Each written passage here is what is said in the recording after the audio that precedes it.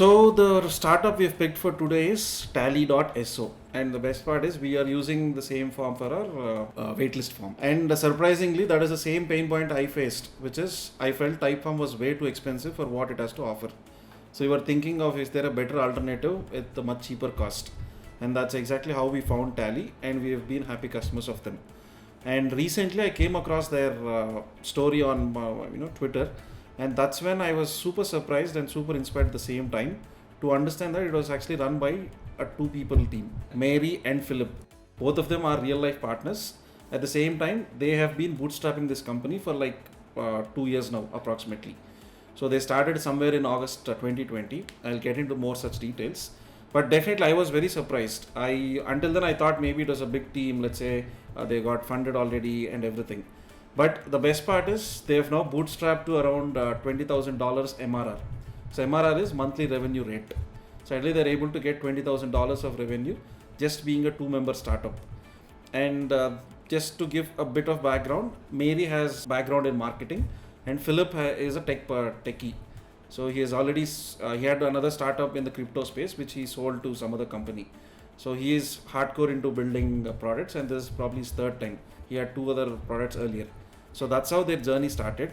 So before getting into finer details, so Tally is not their first startup together. So before that, they had another startup called Hotspot. So where the idea was to connect travel influencers with hotels so that they can collaborate on like branding or anything it can be. And that time influencer marketing was getting quite popular. So hotels were also looking for how can we reach out to these influencers. So they had an MVP. They quickly surveyed to see if some people can actually buy it or not. So they spoke to 100 hotels around, and all of them were interested in their product. So they thought this is time we got to build this. So I think after 6 months of building it, they just quickly shipped it. And in the process, she also Mary resigned to her job, and she got into this. So they both went to Bali. So they wanted to set up an office in Bali, and starting with Bangkok, I think. So they predominantly wanted to build this entire thing in Asia. And that's when COVID hit. I think their entire plans got collapsed. So they had to literally hotels were shut down. So their entire business model came to a halt. So existing customers, they had paid customers already, but even those people were getting back on their terms because obviously there was no revenue for anybody. And also the lockdown was getting started and their visas were expiring. So they took a step back and they flew back to Belgium. So again, I forgot to mention, they started this company in Belgium, in Europe. So actually they sold their flat in Belgium, or they rented out their flat in Belgium, and then they flew to Bali. But again, the plans had to reverse. So they came back. And in that process, they tried to work on the startup for another 3-4 months, let's say from April to around July. But then I think it was just going downhill. So they thought for a moment, why don't we pivot and do something and then maybe get back to this whenever the market regains its momentum. The pain point they experienced was while running the startup and even in their previous work experiences, they felt like form building was such a simple thing. Yet there are only two major options. One was Google Forms, another was Typeform. Obviously, Google Form they felt was not aesthetically pleasing, which is probably one reason how Typeform also came into existence. At the same time, Typeform was very expensive for what it has to offer. They were constantly they used to hit the paywall, because there are so many limitations on number of forms you can create or number of responses you get. And that's how they thought, okay, this is probably the market we want to get into. And that's how Tally was born. And before even starting, they were very sure that they wanted to offer 99% of their services free of cost. And especially they didn't want to have any limits on the usage of the product. So that was their big differentiation. And that was a big pain point in their targeted customer group. And they were also pretty clear that, okay, this is like a pain point a lot of people are facing. They themselves faced, and they got some initial validation that a lot of other people are facing it. So that's how they thought, okay, let's now build a simple no-code Tally form, no-code form builder, so that from there they thought they can expand into other things. So that's how they started the journey, and that's how Tally was born. So obviously it's not a smooth road, but the good thing is I think they were clear about what their priorities were. So one thing, as I told, they knew that it was a crowded market they were getting into. And already Typeform was a well-known name, Google Forms was a well-known name, and there are also some other companies in the similar domain space. So they wanted to understand how can we differentiate. So how can we get customers into this? That was their tool, and they thought the first thing has to be, as I told, there should be no limits. Everything has to be free of cost. And another thing is ease of use. People shouldn't struggle too much. And in that case, what actually helped them was they were big fans of Notion. So they kind of adapted Notion's UI so that they also targeted people who are already using Notion. So people who were using Notion, once they knew about Tally, they were able to quickly adapt to it, and they saw that this was pretty much easy for them to use it, and that's how they got their initial customers. So as I told, just the journey, just to give a brief outline on how the journey started. In June, they started building the product. By September itself, they launched the first MVP. So that's probably the best thing they've done. So rather than dwelling too much on it, they just put it in front of the customers. And in October, they instantly started a pro plan. The pro plan was like $29 per month, or it can be $290 per year. So that was a flat pricing, and that 1% extra features what they wanted, they included in the pro plan. So rest of the 99 features were completely free of cost. So as I told, the biggest differentiation was, if let's say you take Typeform or something, they were charging for, let's say, after 100 responses, they'll again start charging you. Or you'll only get 10 free forms in a free plan. But these guys, unlimited forms, unlimited responses, there's no tap on it. So it was literally easy for a lot of people to quickly use it without any hesitation. And then they thought, okay, why don't we see how many people are willing to pay for this product? Because that's the greatest validation for any startup. And especially since they wanted to take the bootstrap journey, they were very sure that they wanted to have revenues from day one. So that's how in October itself, they started charging the price. And by December, they had around $138 in monthly revenue rate. And they quickly got into like 750 users.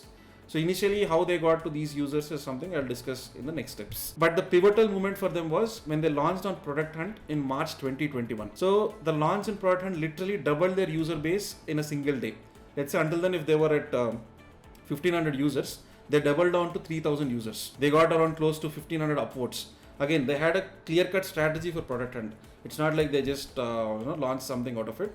Which again, they gave a complete checklist on what all things they've done for Product Hunt, for example, which is something we can check here. Definitely, I've gone through it and I felt it was pretty neatly planned and well thought through. And that's how I think they were able to get the results. So, and that's how they hit the first $1K MRR. Because usually for any SaaS startup, if you ask, the first milestone is to get into the 4-digit number. Of course, first revenue is always special. After that, it's like 2 digits, 4 digits, and then 5 digits eventually. So they surpassed $1K of revenue in April itself, and they got to 4,000 users. And majority of this is credited to the Product Hunt launch. They were also vying for Product Hunt number 1 spot. I think until 23 hours they were in the lead position, but then something changed and they got a product number 4 on that day. But the best part was they got a lot of users who quickly signed up, and they got a lot of investor calls. So they got worldwide attention, simply put. And the best part is they haven't spent $1 on marketing. Maybe like a little bit, but majority they got completely from organic methods. And primarily what they used initially was Product Hunt, Twitter.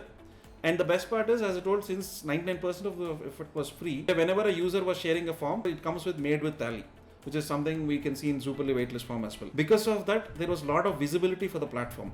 And a lot of people understood, or they were curious, okay, what is this new thing about Tally? So that's how they got a lot more users in the initial phases. And then they used to reach out to no-code communities like Twitter, like indie hackers. So especially since it's a bootstrap company, they probably tapped into the indie hackers network or indie hackers community. And of course, Reddit was a primary thing. But more than any of these channels put together, 50% of the traffic was coming from Twitter and Product Hunt. So that was their initial thing. And again, why are they super popular on Twitter? They use this approach called build in public. So that's how they were able to gather a lot of steam initially. The best part of build in public is it gives a lot more trust and transparency. So users can quickly connect to you because there's nothing you're hiding, right? You're just literally telling like what exactly you're doing, which is what a lot of users will lap up to. And that's what I think helped them initially. Okay, so until now, the journey seems good. Like let's say they started, they got an MVP, they put in front of the users, they got some revenues, Product Hunt clicked. Everything was going, but at some point they realized, okay, for example, like we've got certain revenues, but how far is it sustainable? Let's say by August 2021, they had around 100 pro subscribers, totaling like $2,400 of MRR. But then they questioned themselves, like, is it sustainable enough?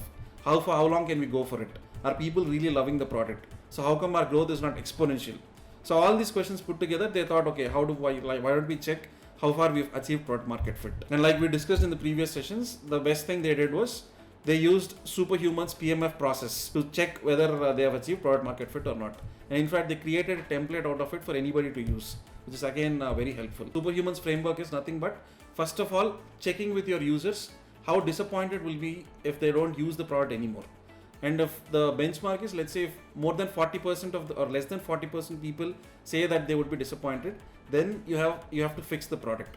If more than 40% say they would be very disappointed if the product doesn't exist, then you ideally achieve product market fit.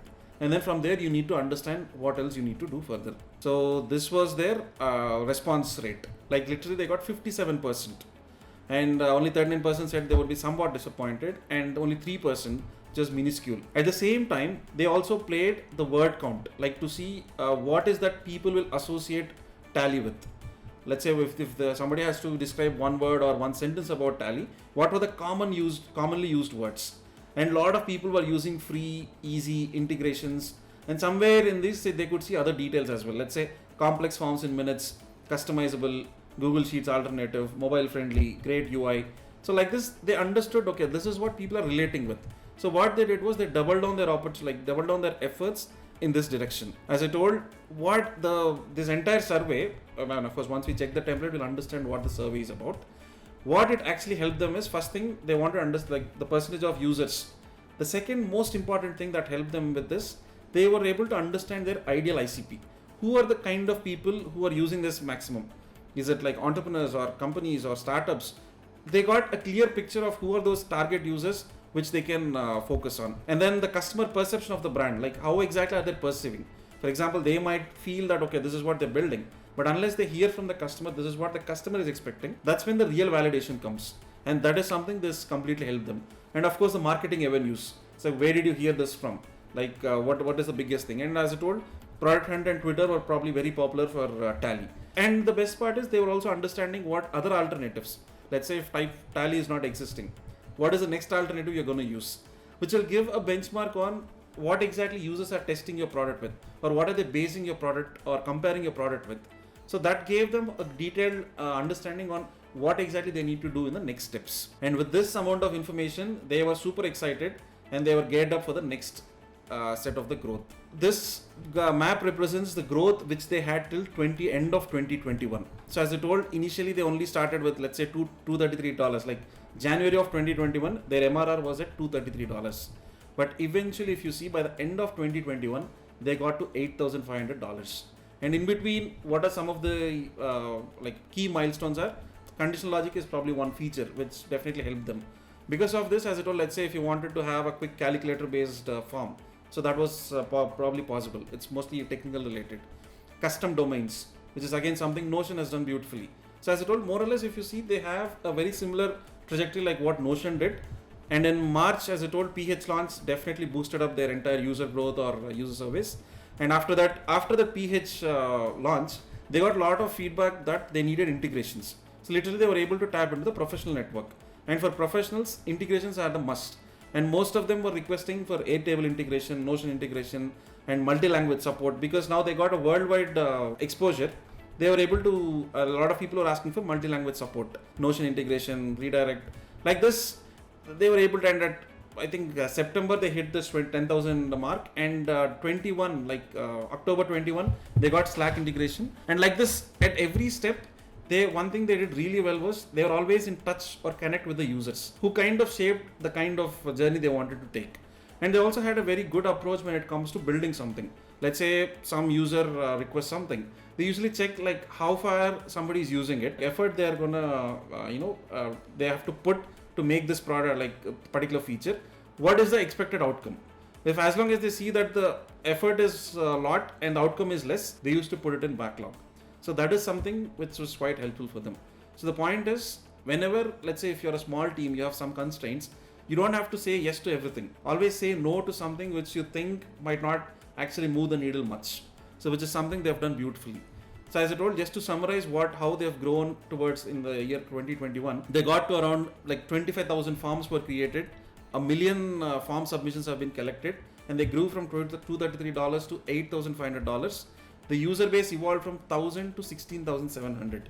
So which was quite good for them. And as I told, 3 simple principles which helped them grow dramatically were, as most of it was free, and out of all the people who are using it free of cost, the conversion rate for 3% to pro, which itself was quite substantial for them to get into this sort of MRR. And the ease of use, as I told, they adapted this Notion way of UI, which made it a lot more easier for people to get quickly adapted to it. So anybody with a limited knowledge could quickly go and create a form.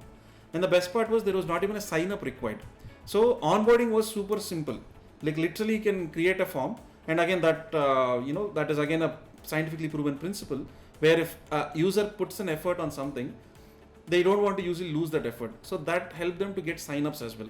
Let's say after I spent 10 minutes and created a form. For me to retain that information, I need to sign up, which is exactly how they built the initial user growth as well. And most importantly, customer support. Although they were a 2-person team, they were hell-bent that the customer support has to be spot on. Like literally 1 hour was the turnaround time for them to get back to their customers, be it on emails or Twitter DMs or Slack community. So Slack community, again, they started initially slow, but they grew it to 400 people. And those were the people who were very helpful to them in understanding what are the features they want to build next, what they can dismiss, and all these sort of things. The bottom line is, as I told, it was free of cost, easy to use, and customer support was spot on. So these 3 features put together helped them in this growth trajectory in the year to 2021. So now the next step, like look, 2021 has been super interesting for them, and it boosted their confidence. So after that, how exactly they've gone? So that growth didn't stop. See, this is what you see, right? Once you hit product market fit, you see like a hockey stick curve, which is what they say. If you see, the shape is more or less like a hockey stick. It will just keep growing up and up. But again, it doesn't happen magically. They were doing the right things, and which actually helped them to get into this stage. So by the end of February itself, they crossed the magical 5-figure MRR, which again they were quite happy about. And now the current, like this is June of 2022, right? So by now, what exactly or where exactly they are? The best part is it took them 1 year to get to $5K MRR, but another 8 months to surpass $20K MRR. So literally they got 4 times of growth in less time. And that is exactly again the power of product market fit. And their user base has grown to 36,560 users. Right now, currently they are at $20,700 MRR. Along with this, since during the PMF survey, they understood that a lot of startups, because they are cash crunched, they can't afford forms like Typeform. But at the same time, startups are the ones who require a lot of forms to be filled. Let's say the feedback form or a waitlist form or whatever it is. So a lot of startups were using this platform. So they started a special incentive for startups, which is again something Notion has done brilliantly, where they are offering a flat 50% discount for 1 year or even monthly subscription as well. At the same time, they also started something called affiliate marketing, which is again a lot of SaaS startups do. Let's say you refer somebody and they take a pro subscription, you get a flat 20% of the subscription as long as the subscription continues. Which is again pretty straightforward. So the best thing is, whenever they felt something was interesting or required, they quickly implemented it. They didn't think about fancy websites or they didn't think about fancy designs. And the best part is they used Tally for a lot of their use case as well. And they used, let's say, the entire help center was built using Notion. So like this, they used the resources in a very limited manner and in a much more purposeful way, which is something that definitely helped them to get to this level. And one simple flywheel diagram which they can see is, as I told, most of the Tally features were free. So a lot of people were getting into free. There are no barriers to entry, like literally you can create even without a sign up. And because of that, a lot of positive word of mouth. Even for example, I am the best example. Like the moment I saw this, that it was free of cost and it was much better than Typeform for what it has to offer, I quickly spoke to other people. And we quickly adopted, if you remember, like we earlier had Typeform, but we quickly changed it to Tally because we could see that. So in this way, the positive word of mouth spread like wildfire for them, and more respondents discovered Tally because of the Tally branding. Like powered with Tally was there everywhere. Because of that, even that's how I found out this as well. That I saw somewhere it was powered with Tally, so I was curious, so I just checked out, and I was quite interested. In this way, the cycle has been repeating, and out of these free users, they had a conversion rate of 3% to pro subscription. And since the pro subscription is at $29, which seems little expensive, but if you compare with other form builders, this is definitely a steal deal. And that's what I think that definitely helped them. So finally, to conclude, so these are the founders, Marie and Filip, who have built this amazing startup. As I told, I was definitely very inspired when I saw this journey and I started digging into their startup. And I'm so glad that with Zuperly Talks, like this initiative Zuperly Talks, we picked Tally as our first company.